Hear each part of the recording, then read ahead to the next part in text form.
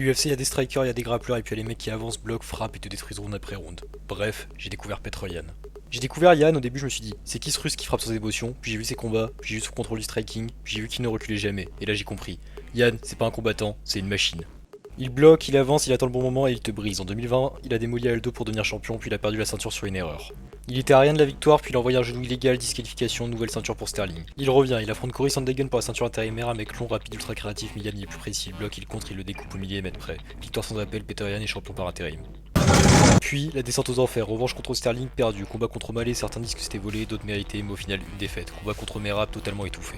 Tout le monde pensait que Yan était fini, mais lui, il n'abandonne pas. Alors il est revenu, il a affronté Son Kiadong, un jeune affamé, un mec explosif, mais Yan, il a fait du Yan. Bloc, pression, contre, domination, victoire par décision unanime. Puis il a affronté Davinson Figueiredo, un ancien champion flyweight, un monstre, un tueur, mais Yan, il a refait du Yan. Il a cassé en striking, il a mis la pression, victoire sans discussion.